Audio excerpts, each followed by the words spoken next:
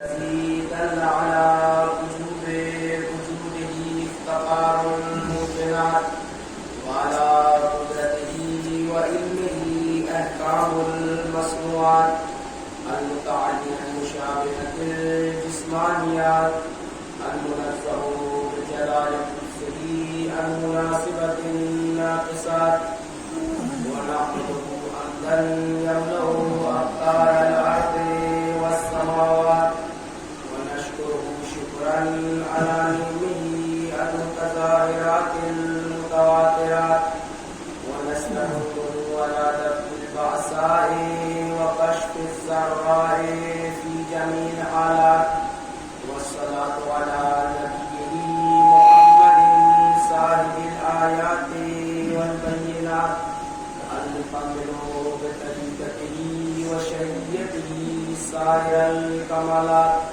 وعلى آله الهادين من الشبه والضلالات الذين أذهب الله عنهم الرجس وطهرهم تطهيرا.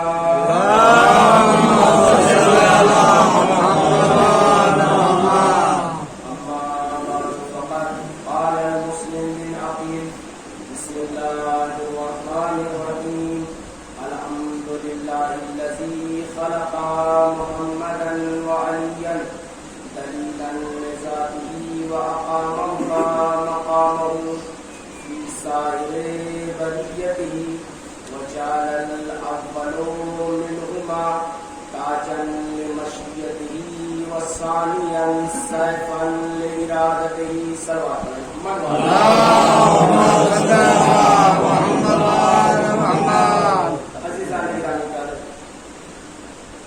آج عشر محرم الحرام کی تیسری مجلس کا شرف حاصل ہوا اور اس کا عنوان جناب مسلم ابن عقیل کا خطبہ قرار دیا گیا.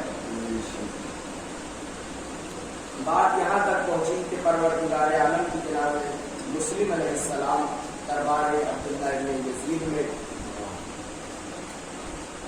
شناسائی کر رہے ہیں کہ دین مصطفیٰ کیا ہے اور خود مصطفیٰ کیا ہے، دین علی کیا ہے اور خود علی کیا ہے، اور بتا رہے ہیں کہ مقام مصطفی کیا منزلت کا حامل ہے، اس کی منزلت اور اس کی تعریف کرتے ہوئے شروع میں کہا خطبے کے کہ خلق محمدا وعلیا دلیلا لذاتہ، یعنی پروردگار عالم نے محمد اور علی کو اس لیے خلق کیا تاکہ وہ اپنے وجود پر ان دونوں موجودات کو دلیل بنا سکے، یعنی اپنے ہونے پر گواہ بنایا ہے. ان تو کنزن مخفیہ کہ میں ایک چھپا ہوا خزانہ تھا، ان تو کنزن مخفیہ میں ایک چھپا ہوا خزانہ تھا. بس جب میں نے یہ چاہا کہ میں پہچانا جاؤں فخلقتک یا محمد، اے محمد میں نے تجھے خلق کیا. جناب مسلم کا خطبہ، جناب مسلم کی یہ بات ثابت ہوتی ہے اس حدیث قدسی سے کہ جناب مسلم اپنے پاس سے کوئی بات نہیں کہتے، کلام معصوم ہے، کلام آل رسول ہے اور یا پھر کلام خدا ہے. اسی کے اقتباسات ہے اور اسی سے اخذ شدہ علم ہے جو دربار عبداللہ یزید میں بول رہا ہے. اس کے بعد آپ نے فرمایا وَأَقَامَهُمَا مَقَامَهُ فِي سَائِرِ بَرِيَّتِهِ کہ ان دونوں ذوات کا جو مقام ہے اس کائنات میں وہ خدا کے قائم مقام ہے، یعنی خدا کا خلیفہ بنا کر اس پروردگار عالم نے اپنا خلیفہ، اپنا جانشین، اپنا رہنما، اپنا ہادی، اپنا لیڈر اور اپنا ایک پیغمبر اور ایک وسیع بنا کر انہیں زمین پر بھیجا ہے، انہیں اپنی طرف سے منسوب کیا ہے. اس کے بعد فرماتے ہیں جملہ یقیناً یادگار جملہ ہے اور آپ کے عقائد اس چیز کی گواہی دیں گے اور تعلیمات اہل بیت اور ان کے معجزات و کرامات اس چیز کے اوپر گواہ ہیں. کیا ہے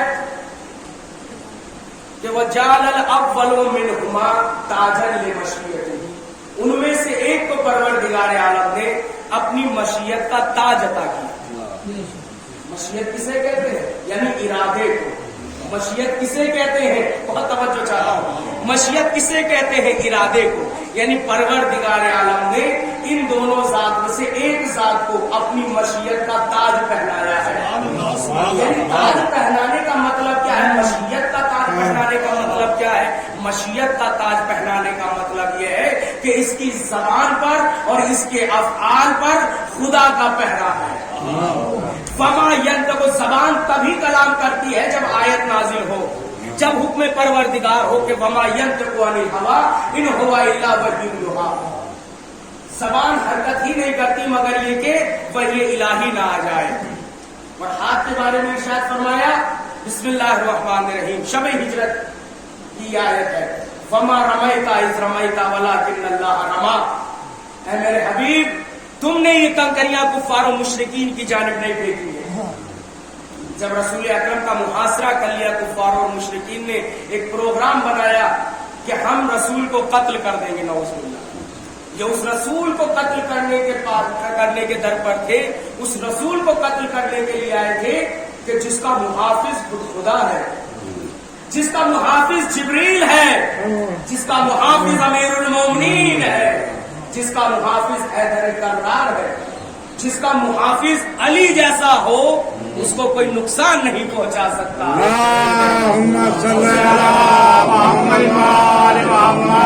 جس کا محافظ امیر المومنین ہو، جس کا محافظ، الفاظ کو بدلوں روایات کے جملے ہیں کہ جس کا محافظ کرار ہو غیر فرار ہو، جس کا محافظ غیر فرار ہو، کرار ہو، جرار ہو، اس کو کوئی نقصان نہیں پہنچا سکتا. یہی وجہ ہے کہ رسول اکرم یہ جانتے تھے جب ہجرت کی ہے، ہجرت کی شب، تو رسول اکرم جانتے تھے میرے اصحاب میں یہ طاقت نہیں ہے، میرے اصحاب میں وہ طاقت نہیں ہے.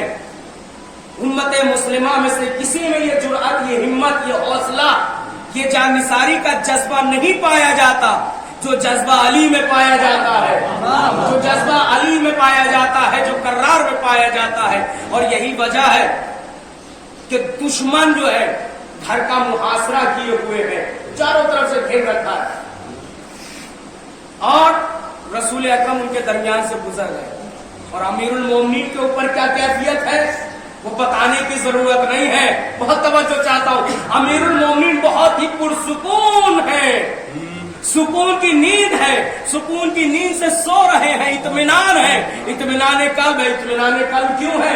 وہ جملہ سن لیں. اطمینان قلب یوں ہے کہ جب رسول اکرم رخصت ہو رہے ہیں امیر المومنین سے تو ایک جملہ کہا، اے علی، اے علی، یہ کچھ امانتیں ہیں. بہت توجہ چاہوں گا، یہ کچھ امانتیں ہیں، انہیں ان کے صاحب تک کل پہنچا دینا.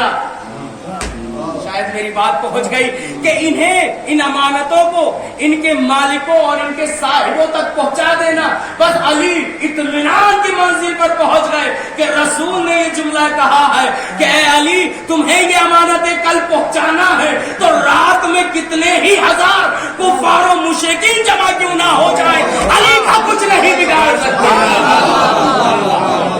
علی کا کچھ نہیں بگاڑ سکتے. کیوں؟ کیونکہ رسول صادق مصدق کا قول ہے کہ امانتیں تمہیں پہنچانی ہے. بس علی چین کی نیند سو رہا ہے، اور ایسی نیند سوئے، کوئی نیند ایسی ہو، ہم تو جو ہے اتنا بے چین ہو جاتے ہیں ذرا سے جو ہے کسی سے دشمنی لے لیں.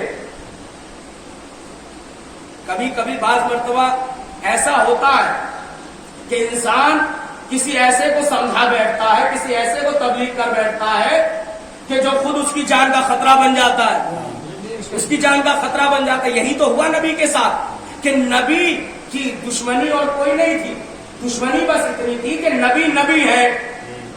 بہت توجہ، نبی ہے، علی رہبر ہے کہ ان کا کام ہی یہ ہے کہ لوگوں کو صراط مستقیم پر لانا، ان کے کرتوت، ان کی برائیوں سے انہیں روکنا، ان کی شراب اور ان کی مکاریاں اور عیاریاں، بدکاریوں سے انہیں روکنے کا کام انجام دے رہی تھی یہ زبان. تو لہٰذا یہ انہیں برا لگتا تھا اور دشمنی پر اتر آیا. تو لہٰذا امیر المومنین کو اطمینان تھا. تو بات کیا ہے کہ رسول اکرم نے جب ہجرت کی ہے تو آپ کے گھر کے باہر کفار و مشرکین जमा है तलवारें लेकर और इंतजार में है कि कब नबी यहाँ से निकले और हम उन्हें नाउज़ुबिल्लाह कत्ल कर दे, उन्हें नुकसान पहुंचाए। रसूल अकरम ने कुछ कंकरियां जमीन से उठाई। बहुत तवज्जो चाहता हूँ, कुरान ने जो अक्कासी की है, परवरदिगार आलम ने अपने इस महबूब के फेल को जो कुरान का जुज बनाया है वो देखें।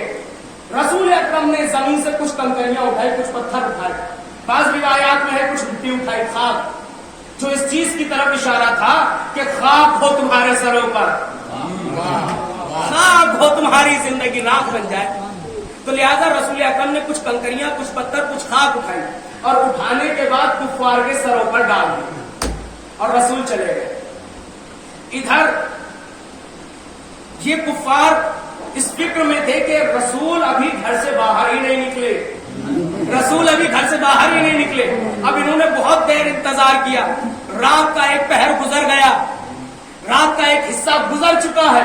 अब इन लोगों ने जुर्रत करके घर के अंदर दाखिल होना शुरू किया। अब जब ये घर के अंदर आए तो देखा कि एक जात है जो रसूल के बिस्तर पर लेटी हुई है, एक जात है जो रसूल के बिस्तर पर इत्मीनान से सो रही है, चादर ओढ़ रखी है। अच्छा, सवाल ये है, क्या रसूल को कुफ्फार और मुशरिकीन ने इससे पहले नहीं देखा था? देखा था, रोज देखते थे। तो अब सवाल ये है कि क्या रसूल और अली का कद बराबर था? क्या नबी और रसूल का कद बराबर था कि जो ये पहचानने में गलती कर बैठे? इसका मतलब ये है कि जो नबी की जिस्मो जिस्मानियत है वही अली की जिस्मो जिस्मानियत है। इसीलिए तो अली ने कहा था, या अली नफ्सों का नफ्सी, रूहों का रूही, दमों का दमी, लहमों का लहमी। सलावत पढ़ दे मोहम्मद।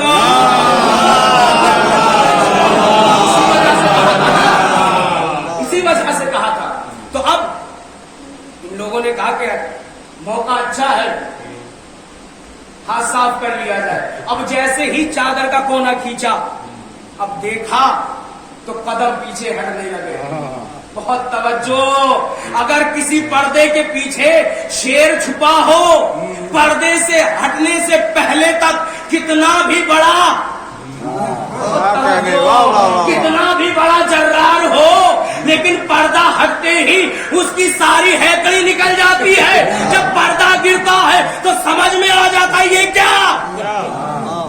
यही हुआ, बड़े जोशो खरोश से दाखिल हुए थे घर में, चादर हटाई, लेकिन जैसे ही चादर हटी तो क्या देखा? असदुल्लाह सो रहा है,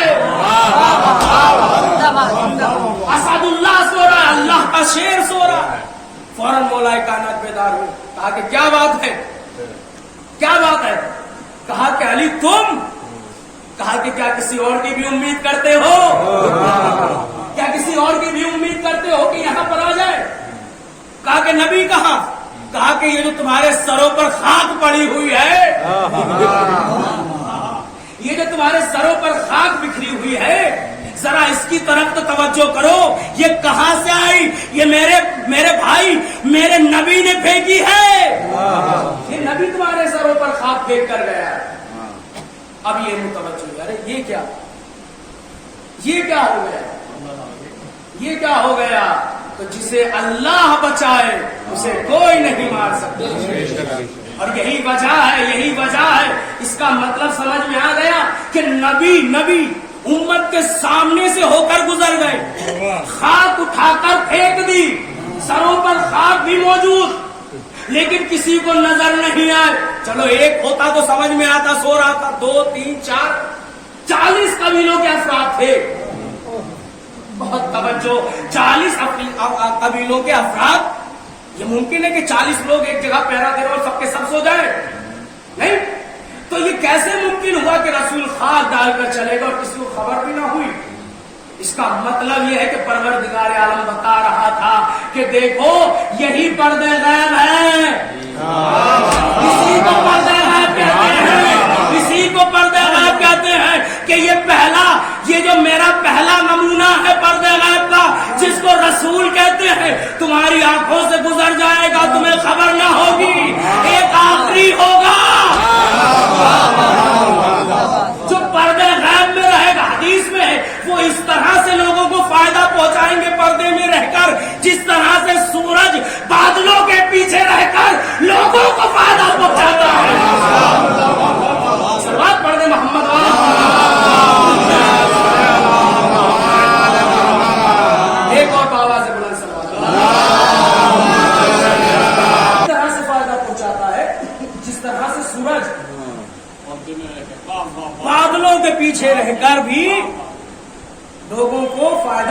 جاتا رہتا ہے اور کوئی عقلمند انکار کر دے کہ سورج نہیں ہے.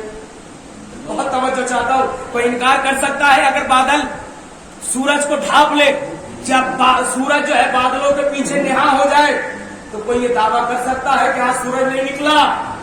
بہت توجہ چاہتا ہوں. کوئی یہ دعویٰ کر سکتا ہے کہ آج سورج نہیں نکلا؟ کوئی کہہ سکتا ہے؟ ہر انسان کہے گا کہ بھائی اگر سورج نہ ہوتا تو دنیا میں اندھیرا ہوتا, دنیا میں اندھیرا ہوتا. تو میں یہی تو کہنا چاہتا ہوں, جب تم ظاہرات کو دیکھ کر, مادیات کو دیکھ کر اس بات پر متوجہ ہوتے ہو, یہ بات سمجھ لیتے ہو کہ اگر سورج نہ ہو تو دنیا میں تاریکی ہو, تو میں یہی تو سمجھانا چاہتا ہوں اگر زمین پر حجت خدا نہ ہو تو زمین نہ رہے, زمین نہ رہے. ایک اور سوال پڑھ دے محمد زمین نہ رہے, زمین مل جائے, بنا ہو جائے. ہمارے اور آپ کے چھٹے امام, امام جعفر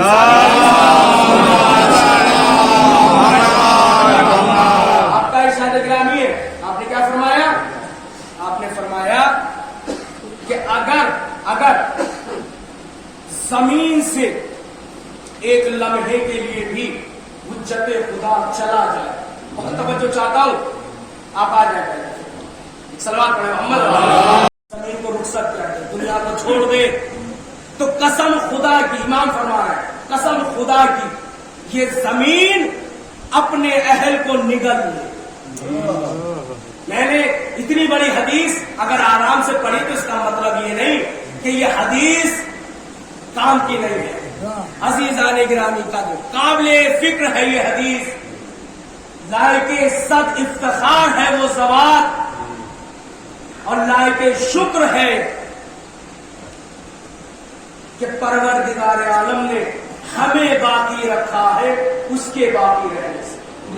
یعنی جب تک وہ ذات ہے, ہم ہیں, تو کوئی بھی آج سے اپنی زندگی پر, اپنی طاقت اور شجاعت اور مالداری پر, اپنے کنبے قبیلے خاندان پر, اپنے دوست احباب پر, اپنے علم نالج ہنر کے اوپر, اپنے گھر مکان کھیت کے اوپر, اپنی زمینداری کے اوپر غرور اور گھمنڈ نہ کرے, کیونکہ یہ صدقہ ہے اس حجت خدا کا.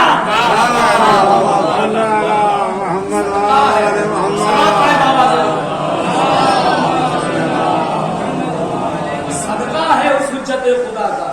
وہ باقی ہیں, وہ ہیں تو ہم پا رہے ہیں, وہ ہے تو ہم زندہ ہیں. اللہ ہماری کیا اوقات ہے. یوں کہا جائے حجت خدا زمین کی, دنیا کی روح ہے. جس طرح سے ایک جسم چلتا پھرتا رہتا ہے, کھاتا ہے, پیتا ہے, سب کچھ ہے, لیکن جہاں سے اس کا سیل نکل جائے, جہاں اس کا سیل نکلا, روح نکلی, وہیں گر گیا.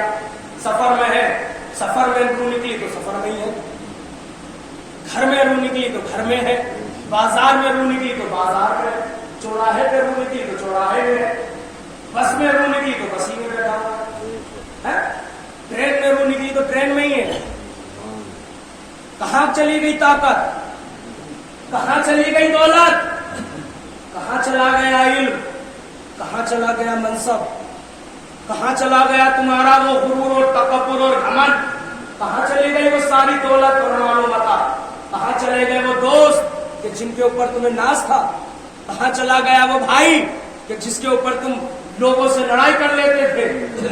اس کا مطلب یہ ہے کہ انسان کو انسانوں کی طرح رہنا چاہیے. بہت توجہ چاہتا ہوں, انسان کو انسانوں کی طرح رہنا چاہیے. انسانوں کی طرح رہنے کا مطلب کیا ہے؟ یعنی مطلب یہ ہے کہ انسان جس وجہ سے انسان ہے اس چیز کا استعمال کرتا رہے.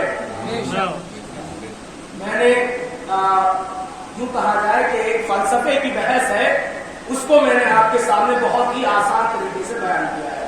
آسان ہو جائے سلوات. اگر انسان بنتا ہے تو وہ کس کی وجہ سے بنتا ہے؟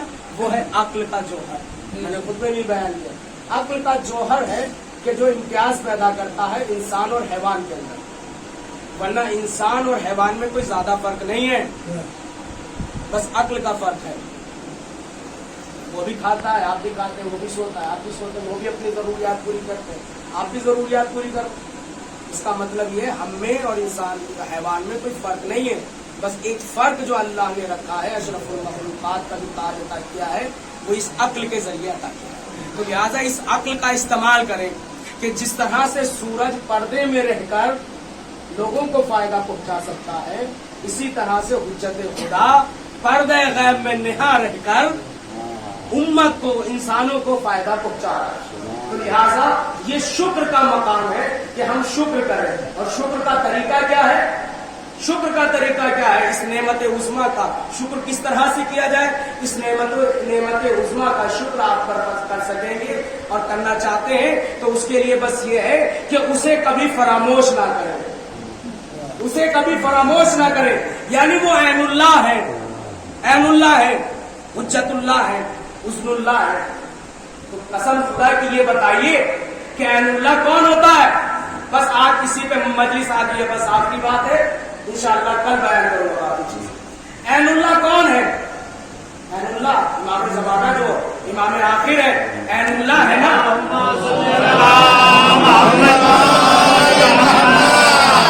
ऐनुल्लाह है, जमीन पर बाकी है, सूरज की तरह से पोशीदा होने के बाद लोगों को फायदा पहुंचा रहा है। ऐनुल्लाह है। ऐनुल्लाह कौन होता है? अल्लाह। अल्लाह के बारे में आपका क्या तसव्वुर है? हमारा क्या तसव्वुर है? वो हर जगह देखता है। बहुत तवज्जो चाहता हूं। वो हर जगह देखता है, हर जगह देखता है। ये छत, ये दीवारें, ये जो इजाबात है, ये उसके लिए माने नहीं है, उसके लिए रुकावट नहीं बनते कि कहीं तसव्वुर में आए कि अगर कमरे के अंदर किसी की चोरी कर रहे तो वो वहां नहीं देख रहा है, खाली मस्जिद में ही अल्लाह है, घर में नहीं देखता, वो बाहर नहीं देखता। ऐसा नहीं है, वो हर जगह देखता है, कहीं भी चले जाए, क्योंकि वो अल्लाह है। अगर वो हर जगह ना देखे तो फिर वो अल्लाह ही कैसा, वो खुदा ही कैसा जो हर जगह ना देख सके। तो परवरदिगार आलम की जात वो है कि जो हर जगह देखती है। और हमारा अकीदा और तफासिर और आइम्मा की हदीस ये बताती है कि अहले बैत कौन है? ऐनुल्लाह, अल्लाह की आंख है। अल्लाह की आंख होने का मतलब ये नहीं है कि खुदा आंख रखता है। अल्लाह की आंख का मतलब ये है कि जिस तरह से परवरदिगार हर जगह देखने पर कादिर है, उसी परवरदिगार आलम ने ये सिफत इन अहले बैत को हदिया की है कि इनके लिए दीवार, मकान, घर, मकान, कोई भी चीज रुकावट नहीं बनती। ये हर जगह देखते हैं, ये हर जगह देखते हैं। तो ये जब हर जगह देखते हैं तो इस चीज का हमने अकीदा तो हासिल कर लिया नहीं, अल्फाज बदलू, हमने इस चीज का इल्म तो हासिल कर लिया जिससे कि अहले बैत ऐनुल्लाह है, हर जगह देखते हैं, लेकिन यकीन की मंजिल पर नहीं पहुंचे, अकीदा वहां तक नहीं पहुंचा। अगर अकीदा वहां तक पहुंच चुका होता तो नमाज कभी कज़ा ना होती, किसी भाई पर हाथ ना उठता। सवाल पढ़ दे मोहम्मद।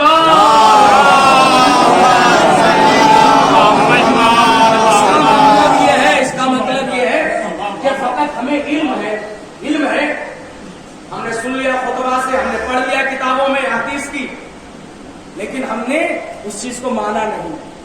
तो लिहाजा क्या है कि ये ऐनुल्लाह है, अल्लाह की आंख है। अल्लाह की आंख का मतलब क्या है कि इमाम हमें देख रहे हैं।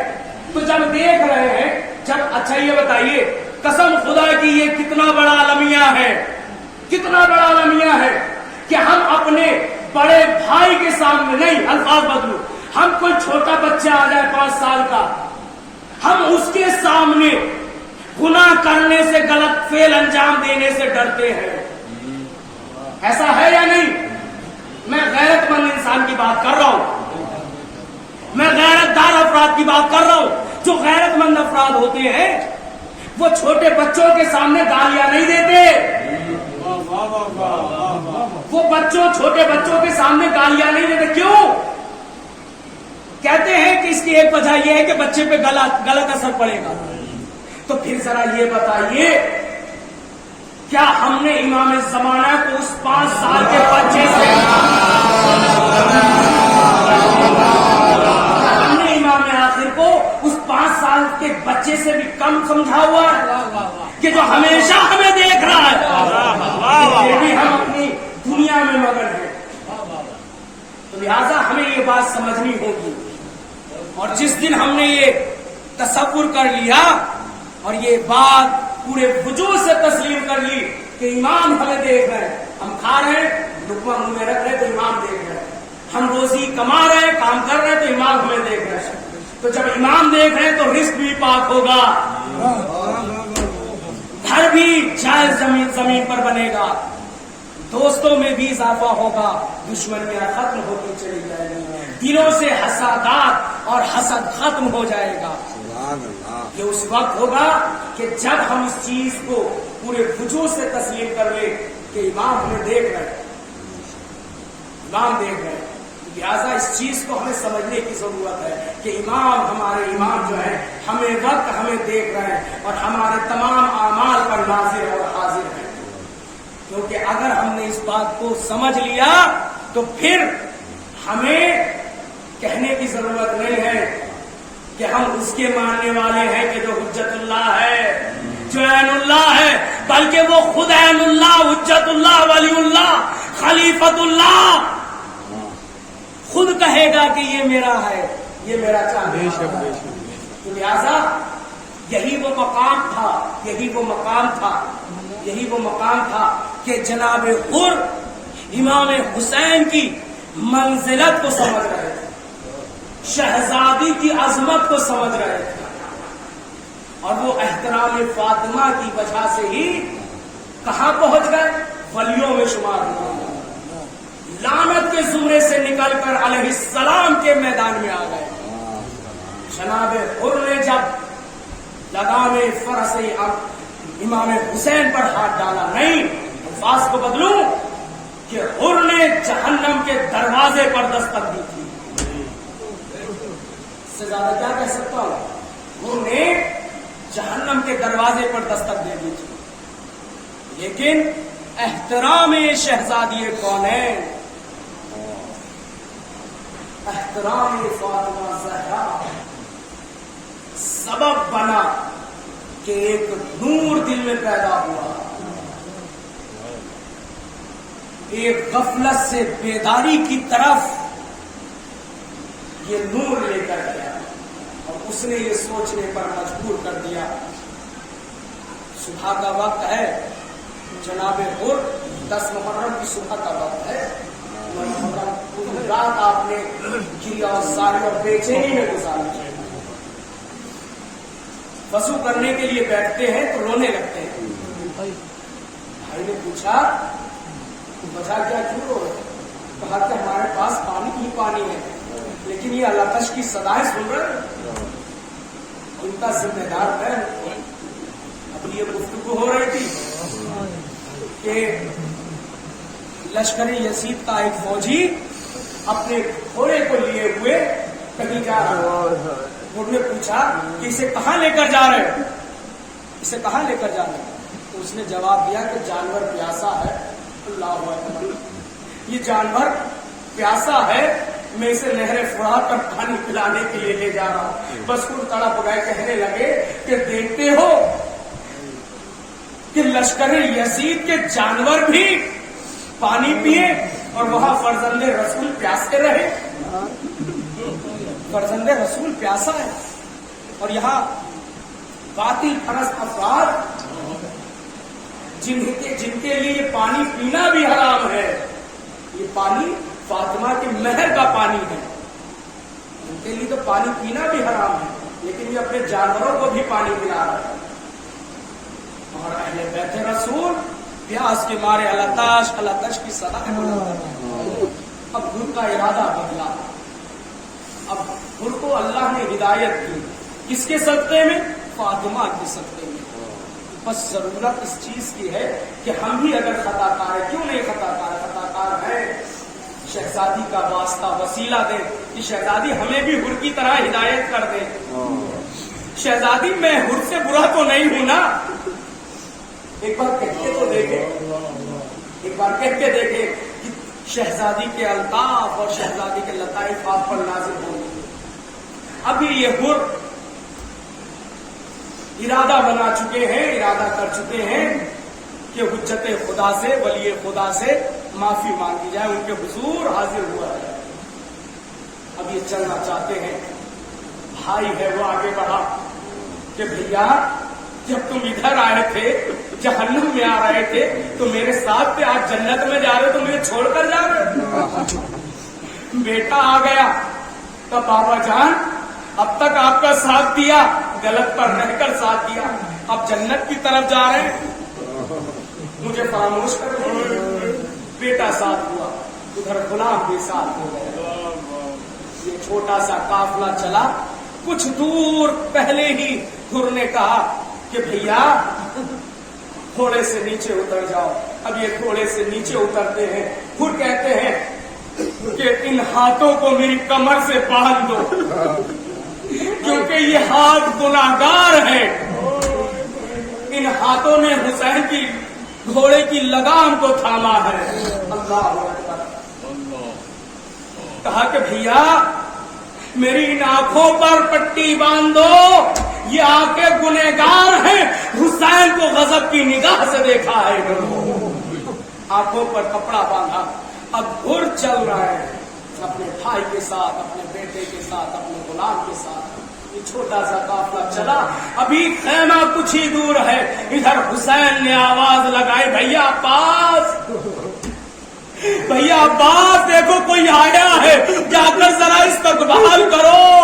आवाज दी अकबर, जाओ जरा इस्तकबाल के लिए जाओ। ए कासिम, देखो जाओ इस्तकबाल करो।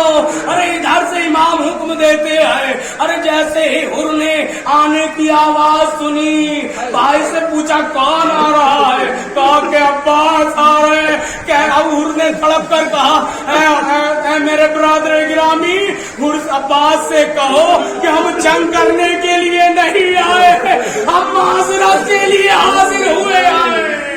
अरे हुर के भाई ने कहा, भैया अब्बास तलवार लेकर नहीं आ रहे। अल्लाह, खुदा आपको कोई गम ना दे सिवाय सैयदुल शोहदा।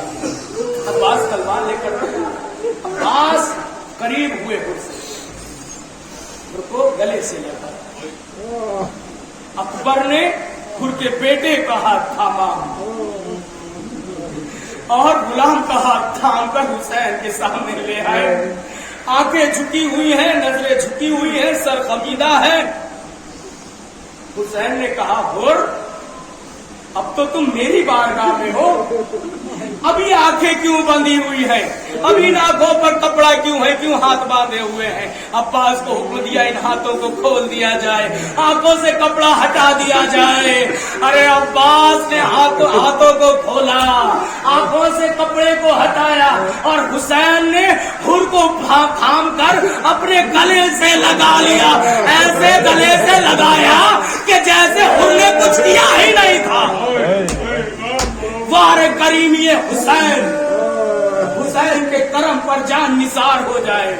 हुसैन के करीम ही देख रहे हैं, ऐसे गले से लगाया कि जैसे हुर ने कुछ किया ही नहीं।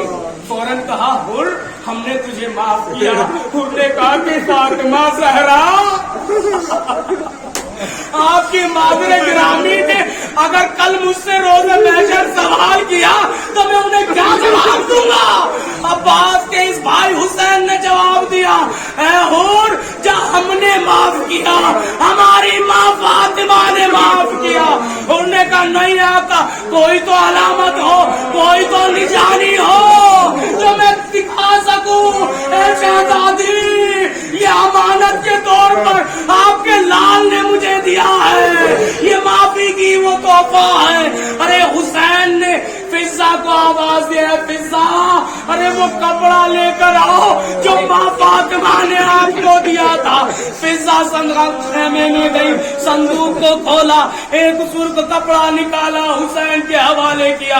हुसैन ने उस रुमाल को चूमा और चूमने के बाद उनके माथे पर बांधते हुए कहा, اے حور، کل جب فاطمہ سے ملاقات کرو گے تو فاطمہ میری ماں تم سے سوال نہیں کرے گی، تمہارے اوپر فخر کرے گی۔